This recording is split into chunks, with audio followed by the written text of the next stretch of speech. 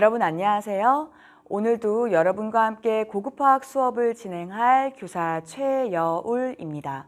오늘은 화학결합에 관련된 내용 중에 마지막 수업 내용이 될 것 같은데요. 오늘 배울 것은 지난 시간에 예고한 대로 이온결합과 금속결합입니다. 먼저 이온결합에 대해서 한번 배워보도록 하겠습니다. 자, 이온결합과 결정 형성 과정이라고 하는 제목으로 이온결합에 대한 수업 내용을 진행할 건데요. 교과서는 31쪽부터 33쪽을 참고하시면 됩니다. 우리가 보통 이온결합 물질을 MX라고 하는 미지의 화합물로 표시할 수 있는데요. 이때 M이 뜻하는 것과 X가 뜻하는 것은 그 이온결합 물질을 구성하는 원소의 종류에 그 답이 있습니다. 제가 화학결합을 처음 설명할 때 원소의 종류로 구분할 수 있고 그 원소의 종류가 각각 어떻게 결합하는지에 따라서 화학결합을 분류할 수 있다고 했었는데 지금 화면에 나와 있는 것과 같이 금속 원소와 비금속 원소가 서로 결합할 때 그들의 전기 음성도 차이가 꽤 나기 때문에 전자쌍을 공유하고 있는 상태로 있지 못하고 그 전자쌍이 그 전자쌍을 더 강하게 끌어당기는 쪽으로 아예 이동해 버렸을 때 이온결합을 형성한다고 배웠습니다. 여기서도 금속 원소와 비금속 원소가 서로 결합하는데 그 금속 원소를 메탈이라고 부른다면 거기에 M자를 따고 비금속 원소를 우리가 보통 표현할 때 X라고 하는 미지의 기호를 사용하기도 하거든요. 그래서 MX라고 부르는 이 화합물은 이온결합 물질을 주로 표현하고자 할 때 사용합니다. 자, 그러면 금속 원소와 비금속 원소가 서로 결합할 때 그들이 어떤 과정을 통해서 이온결합 물질이 형성되는지를 한번 기억을 떠올려 보십시다. 자, 금속 원소는요, 일단 전자를 잘 잃어버리는 경향성을 갖고 있습니다. 그러면 전자를 잃어버렸으니까 무슨 이온이 될까요? 그렇죠. 얘네들은 금속 양이온이 된 상태예요. 자, 그리고 비금속 원소는 그에 반해 전자를 잘 얻는 경향성을 가지고 있으며 전자를 얻는다면 음이온이 되는 것이죠. 자, 양이온과 음이온이 각각 만들어진 상황에서 얘네들이 전하가 다르니까 플러스와 마이너스 사이에 작용하는 인력. 그렇죠. 우리가 보통 이들을 정전기적 인력 또는 전기적 인력에 의해서 결합하고 있다고 말합니다. 자, 이것을 화학 반응식처럼 나타낸 것도 있어요. 우리 교과서에도 있는데요. 기체 상태의 금속 양이온과 기체 상태의 비금속 음이온이 서로 만나서 정전기적 인력을 강하게 느끼고 그들이 MX라고 하는 고체 결정을 이루게 되더라. 자, 그렇다면 얘네들이 한 개와 한 개만으로 결합하고 있을까요? 그렇지 않다고 했죠. 그래서 우리가 분자라고도 부를 수 없는 물질이라고 했어요. 자, 한 개와 한 개가 서로 결합하고 있는 것이 아니라 걔네들의 비율을 유지하면서 무한대로 펼쳐져 있는 그들의 결합 모습이 우리가 이 그림으로 볼 수 있습니다. 자, Na+와 Cl-가요. 규칙적으로 반복적으로 3차원적인 구조를 일정하게 형성하면서 그들의 간단한 단위체로서도 나타낼 수 있는, 근데 그 단위체 구조가 반복되어 있는 하나의 결정 구조를 만들어내고 있습니다. 그렇다면 이 이온들이 서로 강하게 결합하는 이때 에너지 변화는 지금 어떻게 일어나고 있을까요? 자, 모든 Na+와 Cl- 사이에는 전하가 다르기 때문에 인력이 작용합니다. 그리고 같은 전하를 띠고 있는 양이온들끼리, 음이온들끼리는 반발력이 작용해요. 그 인력과 반발력이 작용하면서 에너지가 변화하는 것을 전체적으로 고려해 봤더니 결정 전체의 에너지, 우리가 혹은 알자 에너지라고도 부르는데요. 그 에너지가 감소한다는 거예요. 자, 분명 반발력이 작용한다는 것은 그들끼리 서로 반발력을 느낄 때 에너지가 증가하면서 불안정해져야 되고, 인력을 느낀다는 것은 그들을 서로 강하게 결합하면서 오히려 안정되게 에너지가 낮아진다는 것을 의미하는데요. 그것을 전체적으로 고려했을 때는 전체적인 에너지가 안정된다고 합니다. 이렇게 인력과 반발력이 동시에 작용하고 있는데도 불구하고 좀 더 인력이, 좀 더 그들의 에너지를 안정화시키는 쪽이 더 큰 크기로 작용한다는 겁니다. 이때 등장하는 용어가 바로 격자 에너지입니다. 자, 우리가 레티스 에너지라고도 부르는데요. 자, 이 격자 에너지는요, 기체 상태의 이온들이 이온 결정을 형성할 때 방출되는 에너지 또는 이것에 반대되는 말도 해당합니다. 무슨 말이냐면 이온 결정을 형성할 때 방출되는 에너지, 곧 그 이온 결정을 내가 해리시키기 위해서 흡수시켜야 되는 에너지 양을 격자 에너지라고 불러요. 자, 그렇다면 격자 에너지가 크다라고 하는 것은 무엇을 의미할까요? 자, 격자 에너지가 크다? 이온 결정을 형성할 때 그만큼 많은 에너지를 방출해야 한다? 그만큼 많은 에너지를 방출하면서 안정되어져 있다? 아하, 이거는 격자 에너지가 크다라는 건 그만큼 이온 간 상호작용을 강하게 한 것이고 그만큼 단단한 결합을 하고 있다는 것을 의미합니다. 그러면 지금부터는 NAF, 즉 플로린과 나트륨 이온 결정이 형성될 때 에너지 변화가 어떻게 일어나는지를 한번 단계별로 살펴보겠습니다. 자, 일단 화학 반응식은요, 고체 상태의 나트륨과 그리고 기체 상태의 플로린이 서로 반응해서 플로린과 나트륨 고체 결정이 만들어지는 화학 반응식이에요. 자, 근데 우리가 여기서 주의해야 될 것이 두 가지가 있습니다. 첫 번째는 상태를 주의하셔야 되고요. 두 번째는 개수를 주의하셔야 됩니다. 자, 무슨 얘기냐면 상태, 각 반응물은요, 그 물질이 가질 수 있는 가장 안정한 상태로부터 출발해요. 즉, 나트륨 기체 상태가 아니라 나트륨 액체 상태가 아니라 나트륨 고체 상태로부터 출발한다는 것을 의미하고요. 플로린 분자가 상온에서 가장 안정된 상태일 때는 기체 상태이기 때문에 거기로부터 출발합니다. 자, 또 개수를 주의한다라는 말은 무슨 말이냐면요. 자, 이온 결정을 만들기 위해 딱 필요한 원자 혹은 이온의 개수로만 우리가 개수를 만드셔야 되는데 무슨 얘기냐. 내가 필요한 이온 결정은요, NAF예요. 그런데 얘네들이 가장 안정한 상태의 반응물로부터 출발을 시키려다 보니 NA는 괜찮아. 근데 F2가 나는 F가 되는 것을 만들어줘야 돼. 무슨 얘기냐면 F2, 플로린 분자 기체 상태가 가장 안정하지만 내가 이온 결정을 만들고 나면 1대1의 비율로 F 하나만 필요하다라고 생각을 하게 되면 이 2자를 내가 없애줘야 된다는 거죠. 그러니까 2를 1으로 만들어줘야 된다는 거니까 앞에 개수 2분의 1을 붙여서 왼쪽과 오른쪽 반응식을 완성시킬 수 있게 해줘야 된다는 것입니다. 여기에 붙어있는 2분의 1이라고 하는 숫자는 이따가 단계별로 볼 때도 굉장히 중요한 요점이 됩니다. 자, 그러면 지금부터 한번 단계별로 보도록 하겠습니다. 여러분들이 우리가 지금 어디쯤 가고 있나를 쉽게 볼 수 있게 하기 위해서 제가 그냥 단계를 전체적으로 띄워놨어요.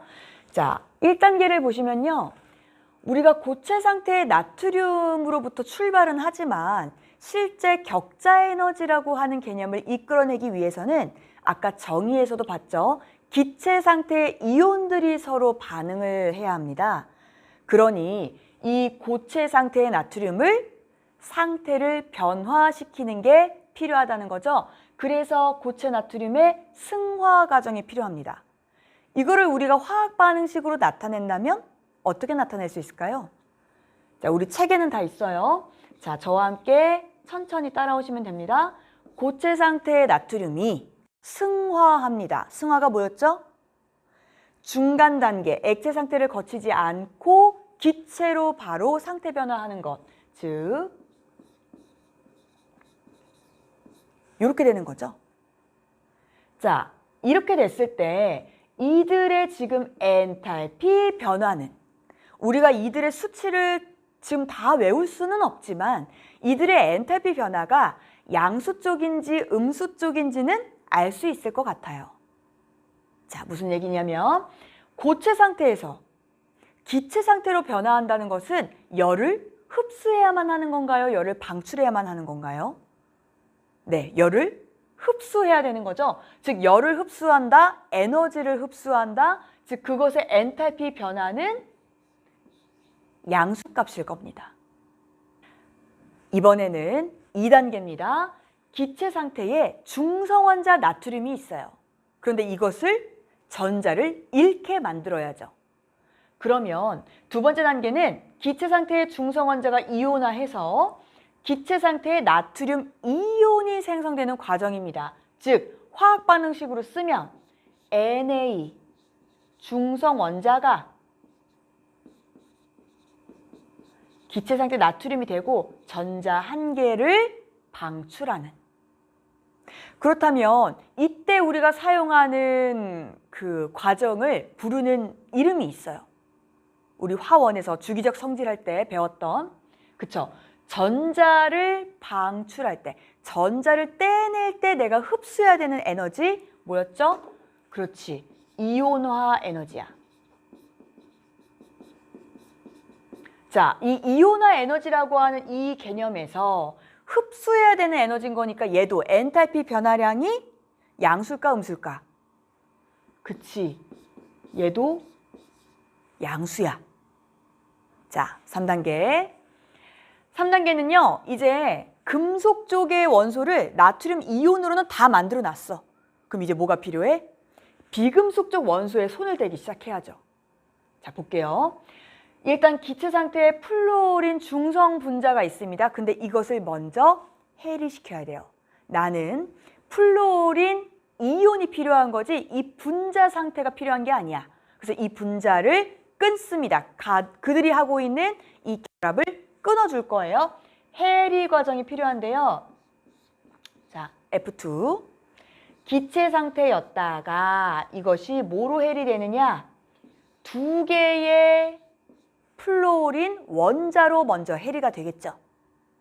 자, 그런데 여기서 우리가 중요한 아까 요점이 된다라고 하는 게 뭐였냐면 나는 플루오린화 이온 한 개만 필요해. 왜? 나트륨 이온 한 개당 플루오린화 이온도 한 개의 비율 1대1로 결합할 거거든. 그렇다면 내가 두 개의 플루오린이 필요한 게 아니니까 이것의 개수를 내가 1로 만들어줄 수 있으려면 어떤 동작을 해주면 될까요? 그쵸? 여기를 뭘로? 2분의 1씩을 곱해주는 거야. 그럼 얘가 1이 되겠지. 자, 다시 적어줄게. 얘는 1이 됐어요. 생략됐어. 그렇다면 사실 얘네들이 여기서 사용되는 것은 어떤 개념이냐? 내가 그 분자를 이루고 있던 결합을 해리시키는데 에너지가 필요했어요. 혹은 그 결합 에너지만큼의 에너지를 가해줘서 그 결합을 끊었다는 얘기야. 근데 그 결합 에너지는 우리가 측정할 수 있습니다. 실험적으로 측정할 수 있는데 우리는 그 값을 그대로 사용하지 않을 거예요. 얼마만큼만 사용할 거죠? 앞에 2분의 1몰만큼 양을 사용해 줄 거니까 여기다가 곱하기 얼마를 해준다? 2분의 1을 해줘야만 한다. 이거 착각하시면 안 돼요. 자, 그렇게 됐을 때 얘네들의 어쨌든 엔탈피 변화량의 부호는 결합을 해리시키기 위해서 에너지를 흡수시켜야 했다. 에너지를 받아들였다. 그럼 뭐예요? 얘도 그렇지, 0보다 커야지. 양수여야지. 내부 에너지가 높아져야죠. 자, 4단계입니다. 4단계는요. 이제 이렇게 만들어진 기체 상태의 중성 원자입니다. 플로린 원자가 음이온이 되는 단계예요. 자, 그러면 화학 반응식으로 쓰게 되면 얘가 전자 한 개를 받아들이고 그만큼의 플로린화 이온으로 만들어지는 이 과정, 이것은 그렇지, 내가 중성원자에서 전자 한 개를 받아들이면서 방출해야 되는 에너지의 개념. 네, 전자친화도. 우리가 화원 교육 과정에서 전자친화도라고 하는 개념이 자세히 다뤄지지 않고 있어요. 왜냐하면 이온화 에너지의 주기성이 굉장히 뚜렷한 반면, 물론 이온화 에너지의 경향성 중에서도 경향성의 예외들이 어떤 특정한 족을 넘어가면서 나타나긴 하죠. 하지만 그 예외들을 우리가 인지하고 있으면 어느 정도 경향성이 뚜렷해요. 명확해. 근데 그에 반해서 전자친화도는 경향성의 예외도 너무 많고 이게 주기적 성질이라고 하기에는 굉장히 들쑥날쑥한 그래프가 그려집니다.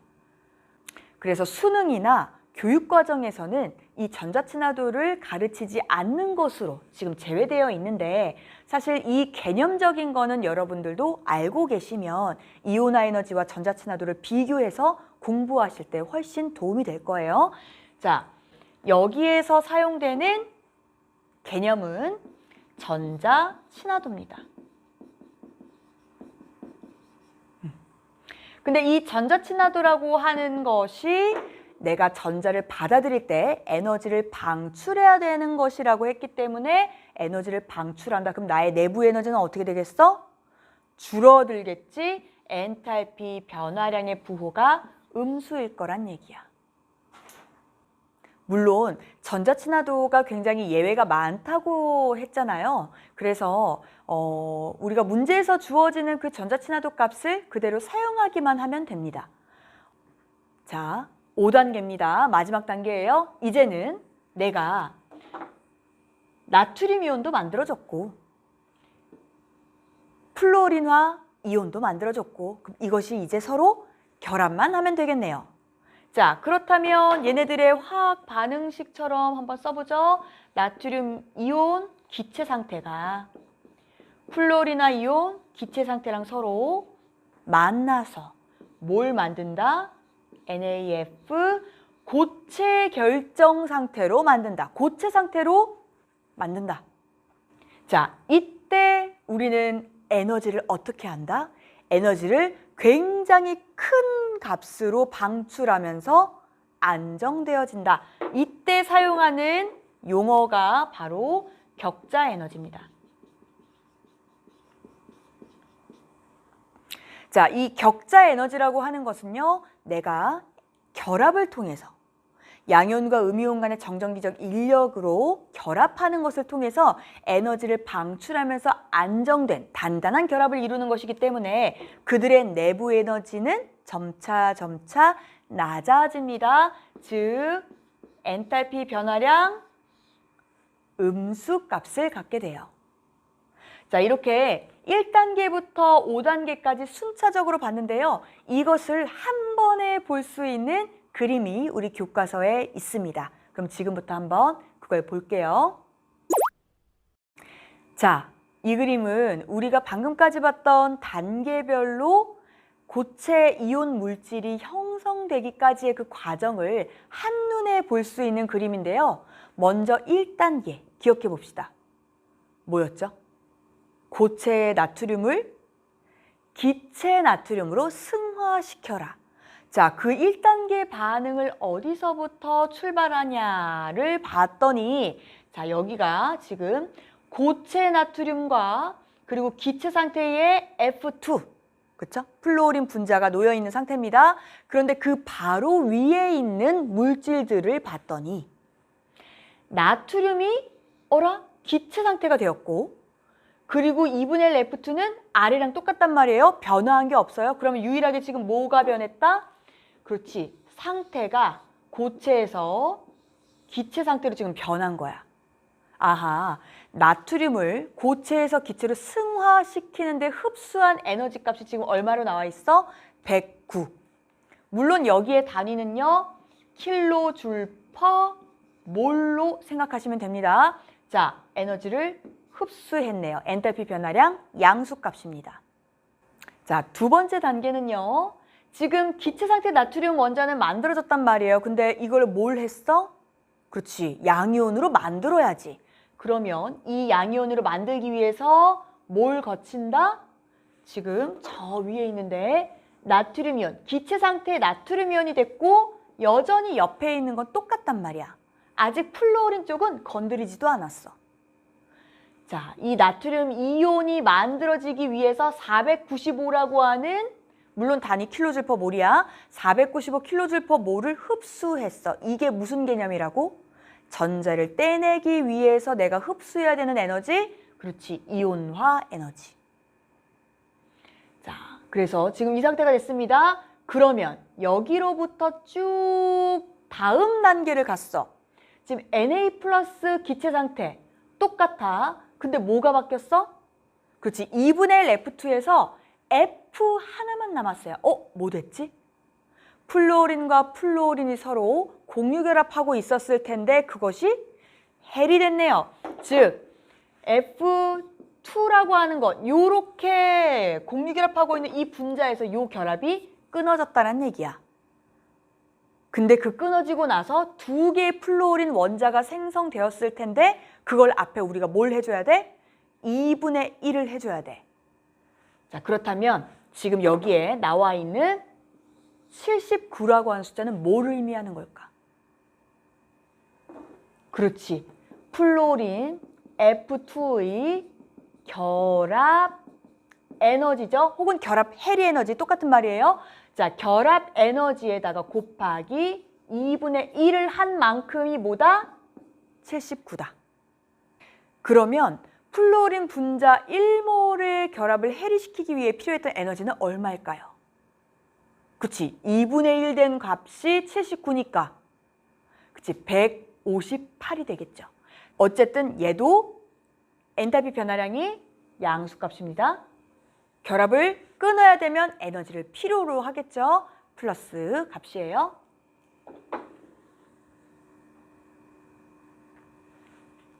자, 그 다음엔 이제 뭐가 변했냐면요. 중성 원자였던 플루오린이 플루오린화 이온으로 바뀌었습니다. 자, 전자를 들여오면서 내가 방출해야 되는 에너지에 대한 개념? 그렇죠. 전자 친화도고요. 그 값이 얼마다? 328 킬로줄 퍼 몰만큼 감소하더라. 앞에 마이너스 붙어 있어. 자, 그리고 나서 이제 기체 상태에 두 이온이 다 만들어졌어. 그러면 얘네들이 이제 뭘 하면 돼? 그렇지, 고체 결정을 만들면 돼. 최종적으로. 그때 그 결정을 만들면서 엄청나게 큰 크기로 방출하고 있는 이 에너지를 우리는 뭐라고 한다? 격자 에너지라고 한다. 얼마만큼? 마이너스 925만큼 엔탈피가 쭉 감소하는 모습을 볼 수 있습니다. 자, 그렇다면 전체적으로 에너지 변화는 내가 처음 단계로부터 각각의 이 에너지 변화량들을 다 계산을 해봤을 때 최종적으로까지 얼마만큼이 변했다? 570만큼이 더 감소하더라. 즉, 내가 그냥 개별로 호돈소 물질로 있는 것보다 그들이 이온 결합을 통해서 이온 결합 물질을 만드는 것이 더욱더 안정된 에너지 상태로 갈 수 있다. 그 이유는 누구 덕이 큰가? 격자 에너지 덕이 크다 라고 말할 수 있는 겁니다. 지금부터는 이제 금속 결합에 대해서 한번 배워볼 건데요. 교과서는 그 뒤로 이어서 바로 34쪽부터 35쪽까지 해당하니까 참고하시면 되겠습니다. 자, 먼저 화학원에서 우리는 금속 결합을 배웠었는데요. 그때 어떤 그림과 함께 배웠었는지 한번 잠깐 짚어보도록 할게요.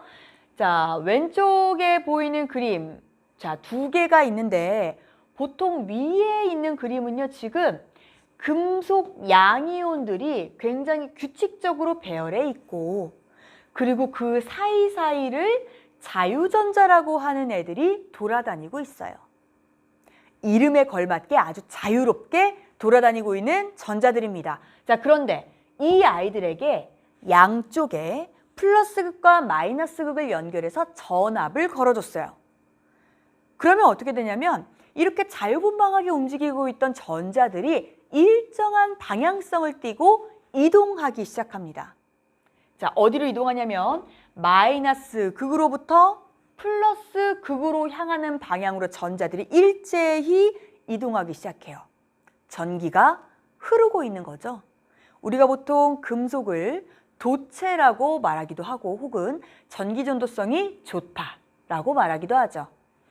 자, 금속 양이온과 자유전자 사이에 마찬가지로 플러스 전하와 마이너스 전하가 있기 때문에 정전기적 인력을 갖고 있고 그걸로 인해 금속 결합을 하는데, 자, 이런 모형을 우리는 전자바다 모형이라고도 합니다. 이게 무슨 말이냐면 우리 바다에 나가보면 중간중간에 더 이상 여기를 넘어가면 위험해 라고 띄워놓은 부표 같은 것들이 있어요. 자, 그 모습이 마치 바다에 부표들이 둥둥둥둥둥둥 떠 있는데 금속 양이온들이 배열되어 있고 그 사이사이를 전자들이 다 메꿔주다 보니까 마치 전자로 이루어진 바다에 양이온이 부표처럼 떠 있는 느낌인 거야. 자, 이게 지금 다 전자로 이루어져 있는 바다인 거고 이게 양이온인 거지. 둥둥둥둥 떠 있는 거예요. 그래서 이 금속 결합의 모형을 전자바다 모형이라고도 부릅니다. 이렇게 하고 화학원에서는 금속 결합의 특성에 주로 초점을 맞춰서 배웠었어요. 뭐 힘을 가해도 부서지지 않고 연성과 전성이 좋고 뭐 전기가 잘 흐르고 뭐 이런 개념들로 우리가 초점을 맞췄었는데 우리 고급화학 교과서에는 조금 더 심도 있는 얘기가 실려 있습니다.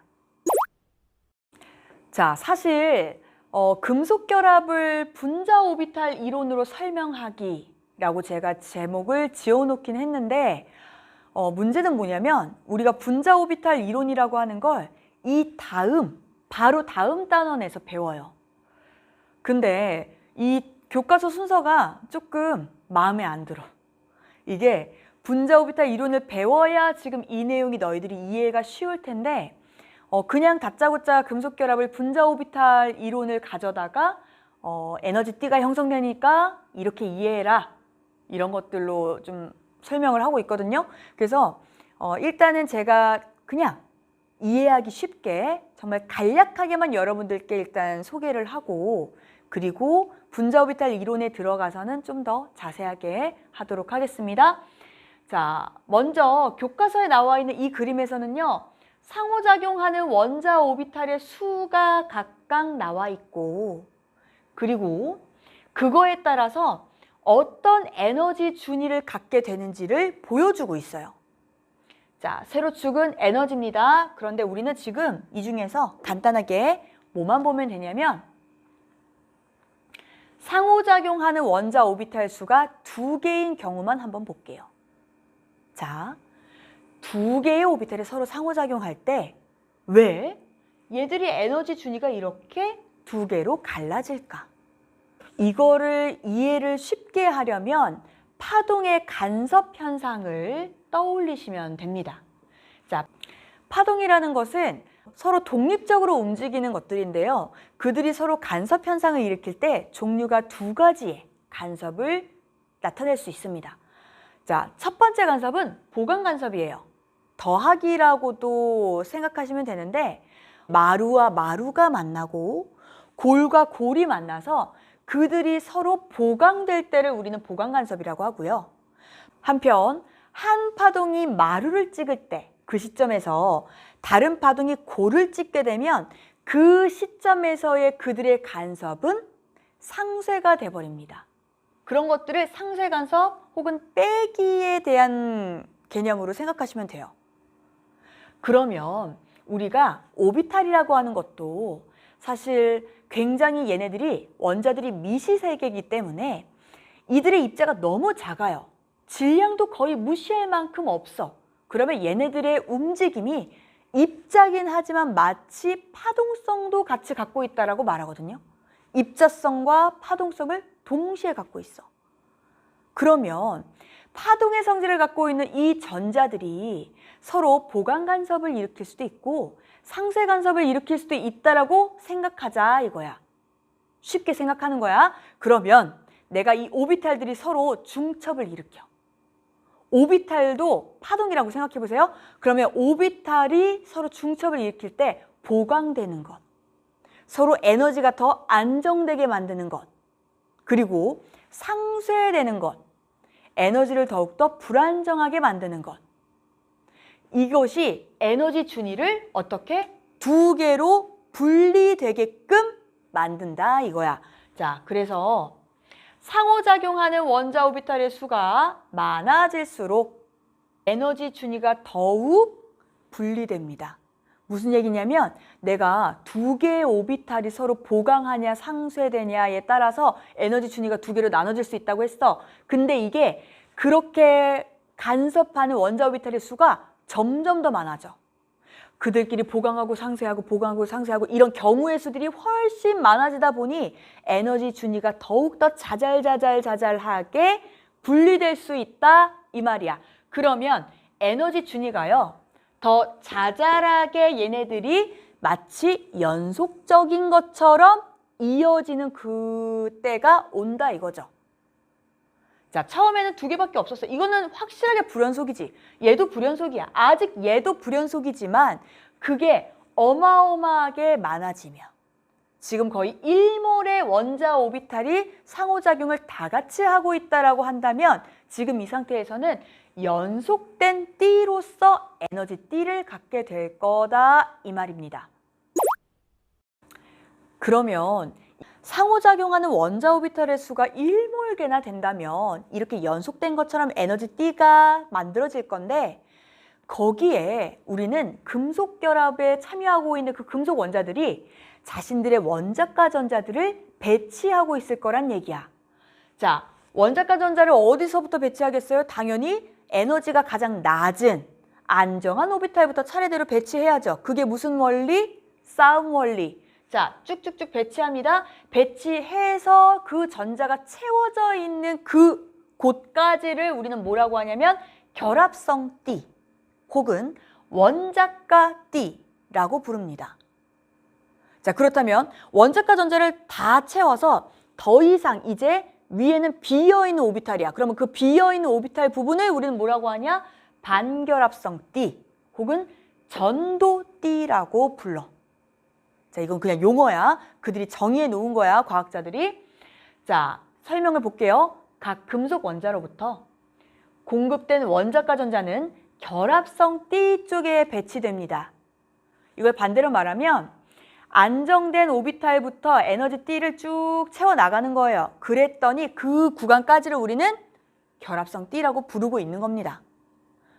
자, 두 번째. 전자는 반결합성 띠에 비어있는 오비탈로 극히 적은 에너지에 의해서도 쉽게 들뜰 수 있다. 왜? 에너지 띠가 거의 연속되어 있으니까 차이가 없으니까 거의. 그럼 나는 정말 작은 에너지만으로도 바로 비어있는 오비탈로 전자들이 쉽게 전이 될 수 있다는 거지. 그렇다는 것이 바로 뭐냐? 이 전자들이 고체를 자유롭게 통과하면서 전류를 흐르게 해준다라는 의미가 되는 거야. 즉, 수많은 원자 오비탈들이 상호작용하면서 하나의 연속적인 에너지 띠를 만들게 되는데 원자가 전자들이 채워져 있는 그 결합성 띠로부터 전자들이 약간의 에너지만을 받아도 비어있는 이 반결합성 띠로 전이 될 수 있고 이들이 자유롭게 흐를 수 있기 때문에 금속은 도체의 성질을 갖는 것입니다. 자, 지금 이 세 개의 그림은요, 여러분들 교과서에 나와 있는 부도체와 그리고 반도체 두 종류에 대한 이 에너지 띠의 그림을 선생님이 그냥 한눈에 볼 수 있게 옮겨 놓은 거예요. 그런데 부도체와 그리고 반도체는 그 에너지 띠, 두 개의 에너지 띠 있었죠? 원자과 전자들이 채워져 있는 결합성 띠와 그리고 비어있는 반결합성 띠가 있는데 그들 사이의 에너지 갭이라고 부르는 에너지 차이의 크기가 굉장히 큽니다. 반면 반도체는 그 에너지 갭이 상대적으로 작아요. 근데 우리 교과서에서는 이 동일하게 그려져 있는 것 같아서 선생님이 임의로 늘려버렸어. 그래서 교과서랑 그림이 좀 다를 수 있습니다. 자, 부도체의 결합성 띠 혹은 원자과 띠와 반결합성 띠 혹은 전도 띠 간의 에너지 갭이, 에너지 차이가 굉장히 크다. 그러면 우리가 아까 얘기했던 조그마한 에너지만으로도 이 전자들이 쉽게 전이할 수 있어서 자유롭게 흐른다라고 했었는데 이거는 그렇지가 못한 거지. 내가 전기를 흐르게 하려면 어떻게 해야 돼? 굉장히 많은 에너지를 가해 주어야만 전자가 전이될 수 있는 거야. 즉, 이렇게 많은 에너지를 필요로 해야만 한다? 무슨 성질? 부도체의 성질을 갖는다. 우리 교과서에 유리에 대한 예시로 나와 있습니다. 자, 두 번째는 반도체인데요. 반도체는 부도체가 갖고 있던 이 에너지 갭의 차이보다 상대적으로 훨씬 작은 에너지 차이를 갖고 있습니다. 그래서 온도를 좀 높여주거나 혹은 다른 성분의 원소를 혼입시켰을 때 그들은 도체의 성질을 충분히 가질 수 있습니다. 자, 지금 N형 반도체와 P형 반도체로 두 가지 종류가 나와 있는데, 자, 이 N형은 뭐냐? 자, 네거티브의 N자예요. 무슨 얘기냐면 마이너스, 즉 여분의 전자가 더 많은 반도체를 의미합니다. 자, 그림을 보시면 얘네들을 어쨌든 그 반도체를 이루고 있는 주된 원소가 있을 거예요. 근데 그 메인이 되는 원소보다 여분의 전자를 더 갖고 있는, 즉 원자과 전자가 더 많은 원소들을 소량 혼입을 시켜주면, 소량 섞어주면 그들에게서 전자들이 여분으로 떠돌게 되겠죠? 그 떠도는 전자들이 하나의 에너지 준위를 형성하고 그 준위로부터 전도띠로 조금 더 쉽게 들뜰 수 있는 상황을 만들어주는 거지. 즉, 결합성 띠와 반결합성 띠의 사이에 삽입된 원자에서 나오는 여분의 원자과 전자가 들뜨게 되면서 좀 더 전이가 쉽게 일어나도록 하는 것이 N형 반도체입니다. 그러면 P형 반도체는 뭘까요? P. 그렇지. 파지티브야. 플러스. 플러스가 뭐야? 전자가 부족하다란 뜻이야. 무슨 얘기냐면 내가 주된 그 반도체를 이루는 주된 원소보다 원자과 전자가 더 적은 원소를 조금 섞어주는 거예요. 그러면 원자과 전자들이 원래 일정하게 갖고 있었던 그 어떤 하나의 덩어리에서 전자가 부족하게 됩니다. 그것을 지금 이 그림에서도 하얀색 동그라미로 표시가 되어 있는데 이것들을 우리가 양공 플러스 구멍, 양공이라는 이름으로 부르기도 해요. 근데 어쨌든 전자가 부족한 공간이 있는데 그 부족한 곳이 바로 다른 전자들을 이동시킬 수 있는 하나의 통로가 됩니다. 자, 전자가 여분으로 더 많았다면 그것이 전도띠로 전이가 되는 것이고, 이 좀 더 부족한, 즉 양공을 만들어 버렸던 이 반도체의 경우에는 그 양공이 다른 전자들을 이동시킬 수 있는 통로로서 작용한다. 이것이 바로 P형 반도체의 원리입니다. 자, 이렇게 해서 오늘 배운 이온 결합과 금속 결합까지, 그리고 지난 시간 배웠던 공유 결합에 대한 내용까지, 화학 결합에 대한 모든 내용을 다 배웠습니다. 자, 우리가 다음 시간에는요, 원자과 결합 이론과 혼성 오비탈에 대해서 배우기 시작할 건데요. 이 내용은 화학 1이나 화학 2에서는 다뤄지지 않는 새로운 내용입니다. 자, 여러분들이 오비탈을 배우고 나서 조금 더 심화 학습을 하셨던 분들은 혼성 오비탈, 하이브리드 오비탈에 대해서 한 번쯤은 들어보셨을 건데 그 오비탈이 도대체 정체가 뭐였는지 한번 우리 같이 살펴보도록 하겠습니다. 오늘도 고생하셨고요. 이따가 실시간 질의응답에서 만나도록 하겠습니다.